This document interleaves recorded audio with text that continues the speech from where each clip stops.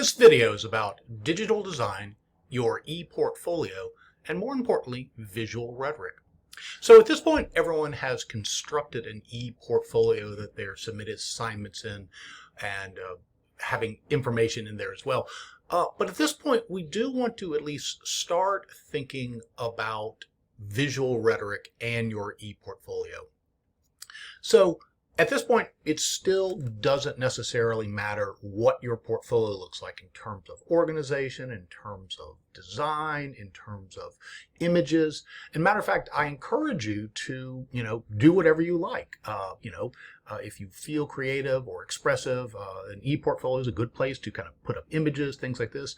Looking at any of mine, you kind of realize like, oh yeah, so I enjoy kind of thinking about images. And so I encourage people to do this at this point.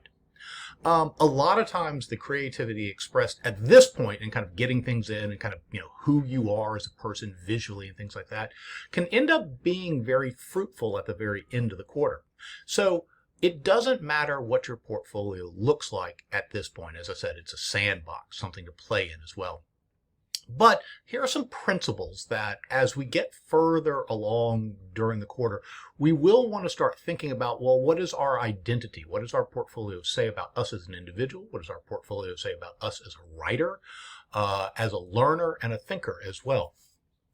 So the kind of goals of this workshop are to practice and identify elements of visual rhetoric such as color, font, and C.R.A.P. We'll get to that in just a few minutes. Identify possible resources and tools that can help create a dynamic and engaging portfolio, and practice kind of visual rhetoric to convey an idea. So when we talk about visual rhetoric, we're talking about two different things. One of them is the use of images as arguments. So when you are doing your rhetorical analysis, you're thinking about how writers use words to convey arguments, to set up things, to make claims. Rhetoric works the exact same way.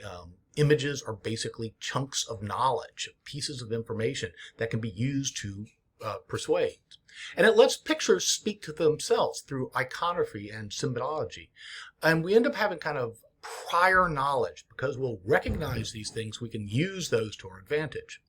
Now, these are things in kind of our visual rhetoric: stop signs, bathroom signs, medical symbols. These are all things that we can use and understand as a symbol to what it's trying to tell us.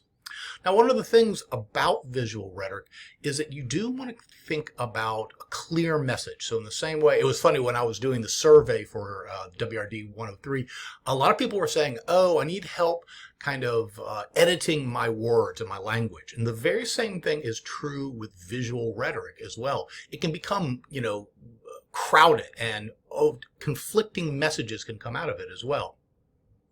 So your goal for your portfolio is to create a clear and well-supported argument by creating a conversation among the elements of your portfolio. And these elements, similar to rhetorical analysis, where you're thinking about ethos, pathos, and logos, you're thinking about tone, audience, things like this. Font, color, images, organization, white space, these are all things that are also at play in visual rhetoric. I do want you, and I'll have a link for this in the main page for this, but I want you to take some time and I want you to go look at this portfolio right here. It's a former student of mine, and I want you to spend about 5 minutes, just kind of decide what choices did she make in the construction of her portfolio in terms of signs, organization, white space, lack of white space as well, and whether or not they are or are not effective. I think it's always good to look at different examples as well. So these might have been choices of like, why that font? What other choices could they have? Why that font size? Think about that where if it's all the fonts all the same size, is it conveying the same emphasis of each of the signs as well? I've already talked about this. Why so much or so little of white space? Why a lot of times I see a portfolio, people have a picture of the bean structure down in the loop. What is that saying? What's that argument? What's the background color? Why that link? Why that color as well? So the principle of design that can be helpful for you is this idea of C.R.A.P, and that's contrast, repetition, alignment, and proximity as well. And these are basic ideas that kind of help in lots of things to do with visual rhetoric as well. I'm not going to go through each one of these examples. I'll have a link to the PowerPoint. I would suggest you go through and kind of look at these. But each one of these ends up, being, you can see this a lot of times in ads and visual rhetoric where they're using that as well. So each one of these is, so like here, we'll just go through one right here. So this one right here where it's contrast, where things are like a black and a white image or something like this. But we have the bright yellow, but then we have the gray here of the Play-Doh with the idea. Then again, there is also alignment here as well, as the gray here of the no loading sign is in matches with the gray here of this as well. So that's a good example of contrast as well. But the same is true with repetition, where you can see it in different ads like this right here. Alignment, so the use of this target ad right here of the target bullseyes to kind of set up this image of moving towards them as well. Proximity, so here's a good one where like initially you look at it and you're like, oh, what is this? And then you realize all of a sudden it's like, oh, it's a car. So you're actually much further away from this than when you initially looked at it. So that's a good example of that as well. One of the primary things in visual rhetoric and in your ePortfolio is the use of color. It can help to reinforce themes. It can distinguish and separate information visually as well.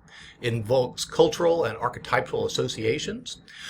In the Get Help Guide, there is the Adobe Color Generator, so you can actually use it. Now, there's part of the homework is to watch a video in the Get Help Guide that'll talk about this as well. Font can also do that. It can reinforce a theme if you're trying to have a more formal look to it or a more playful or casual theme. It can indicate tone. It can emphasize contrast or content as well. So if you're trying to make this piece of information more important, it can help by doing a different tone or different content as well. So even like this right here, if you look at DePaul University in different fonts, each one ends up having a different kind of feeling about it when you do that as well. Finally, organization. This is how you, and we'll spend more time talking about this later in the quarter as well, but whether or not you have lots of things on a single page or you have multiple pages, it can help kind of guide the reader to your main point, emphasize the main points of the presentation, and provide takeaways for your audience as well. All right, I hope this was helpful, and then we'll also be another video about the banner and look at a couple of student examples as well.